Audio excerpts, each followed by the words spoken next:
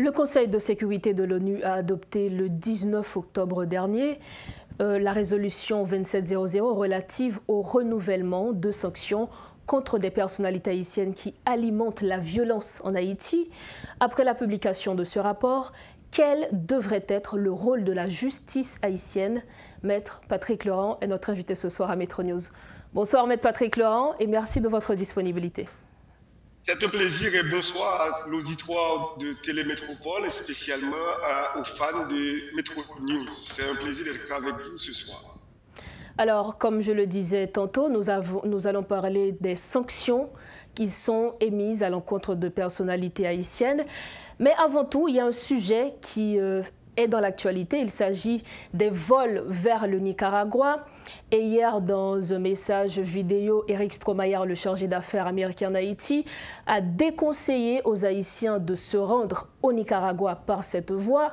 Et il y a également Brian Nichols qui, dans une récente vidéo, a découragé également les Haïtiens. Est-ce que, premièrement, est-ce que les organisateurs des vols charter ont l'obligation de se plier à cette décision, du moins à ces menaces?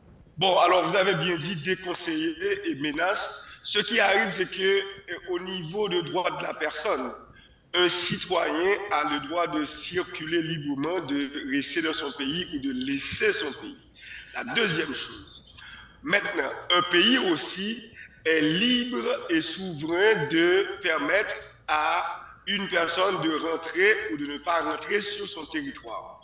Mais parlant des vols au niveau du Nicaragua, théoriquement, s'il y a eu de vols Haïti au Nicaragua, donc il revient au gouvernement des deux pays de régulariser la rentrée et sortie des citoyens haïtiens à Nicaragua et des Nicaraguayens en Haïti. Donc si on veut rester entre l'échange, si vous voulez, entre Haïti et Nicaragua, théoriquement, cela regarde les deux gouvernements, les deux peuples, nicaraguayens et haïtiens sur le plan technique. Et dans ce cas, un autre peuple, un autre gouvernement ne saurait menacer un citoyen qui souhaiterait visiter le Nicaragua ou vice-versa. Donc si on prend la question comme ça.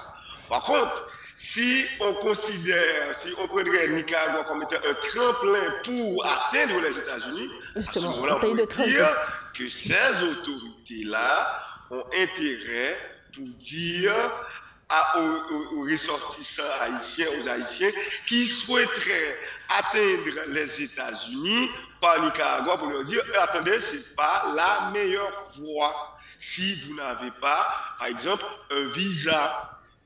Les États-Unis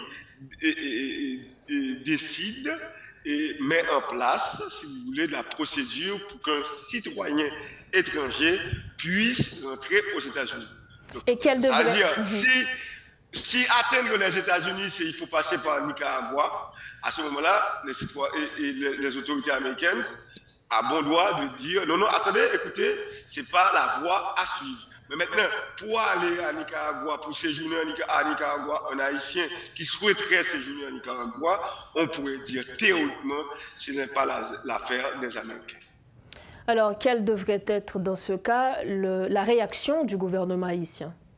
Bon, la réaction du gouvernement haïtien, c'est de s'assurer est-ce que les vols d'Haïti et Nicaragua sont réguliers?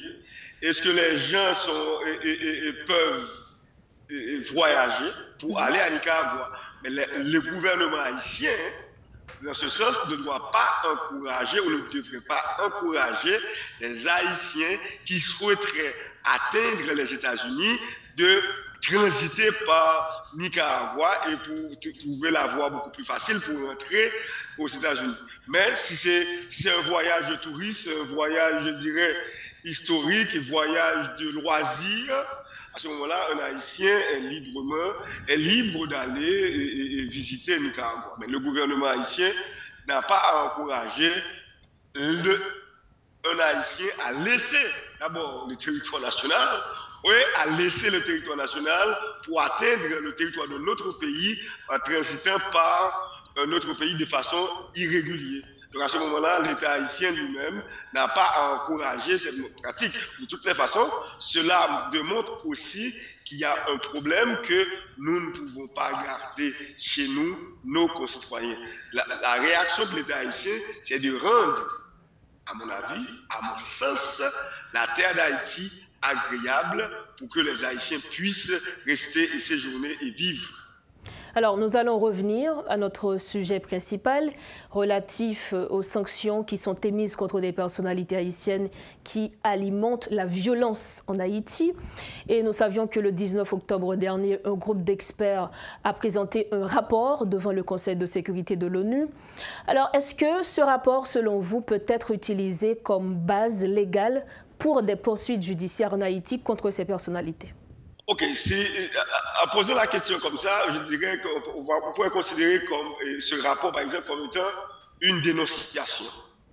Et à ce moment-là, l'État haïtien pourrait adopter en Conseil des ministres les résolutions prises au niveau du Conseil de sécurité des Nations Unies et transmettre le dossier, le rapport au parquet du tribunal compétent. Par exemple, si on parle du Port-au-Prince, et maintenant achemine le rapport au parquet du tribunal de première instance de Port-au-Prince. À ce moment-là, le commissaire du gouvernement pourrait mettre l'action publique en mouvement et saisir le cabinet d'instruction. À ce moment, on considère le rapport comme étant une dénonciation pour qu'au fond, au niveau de la justice haïtienne, qu'on puisse mener une enquête au niveau du cabinet d'instruction et pour établir effectivement la responsabilité ou pas de ces suspects, ou disons de ces sanctionnés.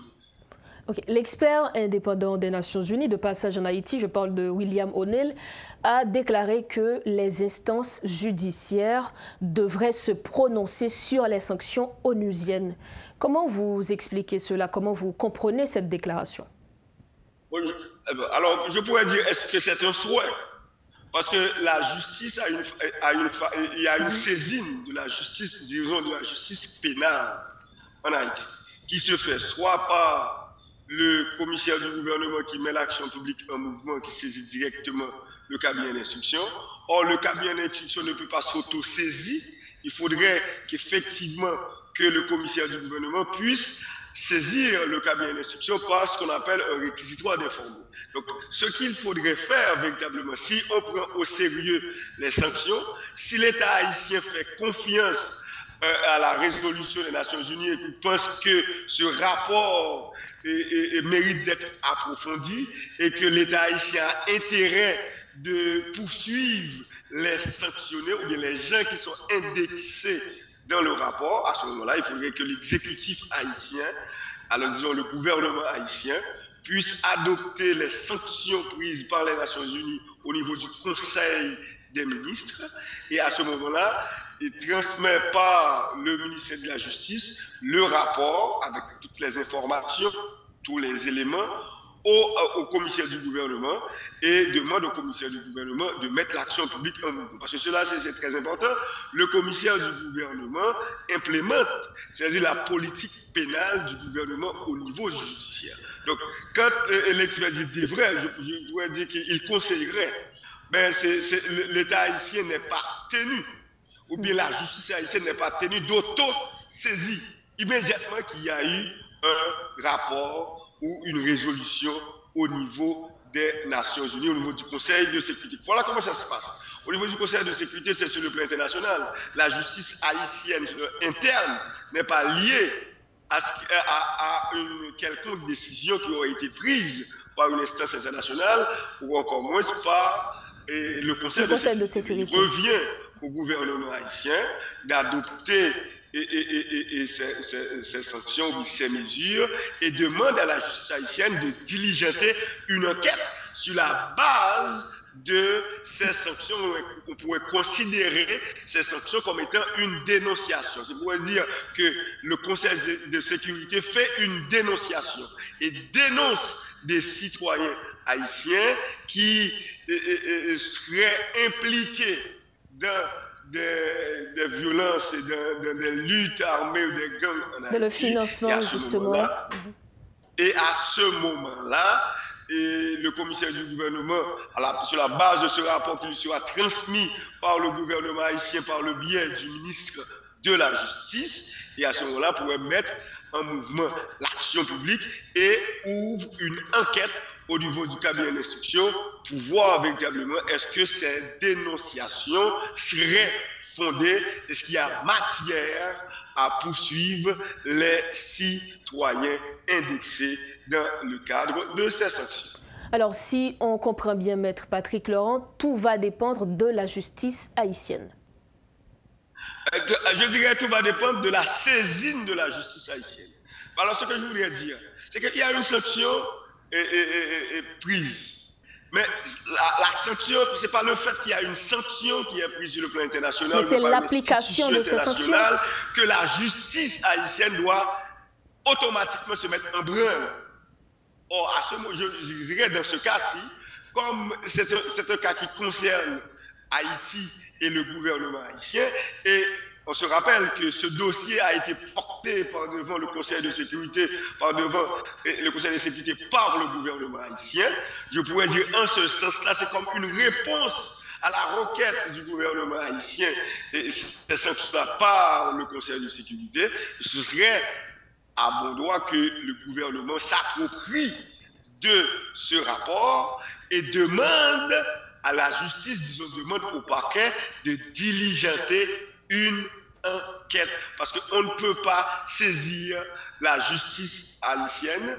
Ce rapport seulement, le fait de ce rapport seulement, l'énoncé de ce rapport seulement, l'adoption de ce rapport seulement ne constitue pas une saisine de la justice haïtienne. Il faut que la saisine soit régulière et que le commissaire du gouvernement, s'il a le rapport en main, et le rapport qui a été acheminé par le ministère de la Justice, et peut diligenter une enquête dans ce cas, saisir le cabinet d'instruction sur le plan technique par réquisitoire d'informer, et à ce moment-là, c'est le juge d'instruction qui va ouvrir et conduire l'enquête. Mais si rien n'est fait, la justice ne peut pas agir. Ça veut dire que si le gouvernement n'achemine pas, n'adopte pas et n'achemine pas le rapport au parquet et demande au parquet de diligenter une enquête, de saisir le cabinet d'instruction, ce rapport restera lettre morte et sera probablement un très beau document sur le plan international, pourrait avoir des effets probablement économiques, des effets sur la circulation de ces gens, parce que s'il y a l'interdiction de visiter ou tel pays, ok, à ce moment-là, s'il y aura un gel des avoirs, ok, mais sur le plan judiciaire, pour arriver à la condamnation de ces gens, il faudrait que le gouvernement haïtien puisse s'approprier du rapport et transférer le rapport à la justice, mais disons au parquet, et demande au parquet de diligenter une enquête. Sur le plan technique, de considérer ce rapport, ces sanctions, comme étant une dénonciation, et à ce moment-là, il faut dénoncer ces faits au niveau de la justice, plus précis au niveau du parquet, et que le parquet puisse diligenter une enquête et saisir le cabinet d'instruction à ce moment-là pour déclencher la poursuite pénale contre les sanctionnés qui sont et qui demeurent avant tout jugement des innocents, des présumés innocents.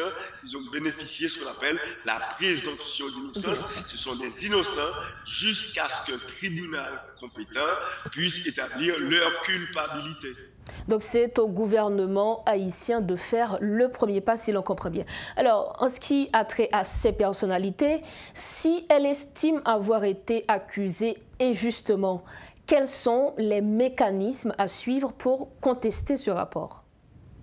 Alors, nous parlons du rapport. Je dirais sur le plan technique, s'ils ont été dénoncés, par exemple, injustement, il y a une commission des experts des Nations Unies qui s'occupe de cela. Je pense que si ça reste surtout au niveau du Conseil de sécurité, eh bien, les concernés peuvent écrire au niveau du Conseil de sécurité pour donner leur version des faits, pour dire écoutez, vous m'avez indexé dans un dossier injustement et que je n'ai rien à voir dans cela, est-ce que je pourrais avoir connaissance des faits qui ont été mis à ma charge? Mais il faut dire rapidement, ce qui se passe au niveau du Conseil de sécurité, ce n'est pas, je dirais, un rapport contradictoire. À ma connaissance, les gens indexés n'ont pas été contactés pour présenter leur version des faits.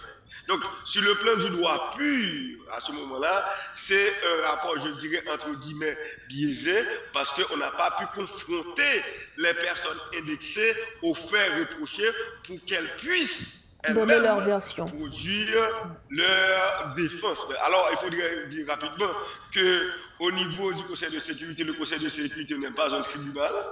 Et le Conseil de sécurité a diligenté une enquête.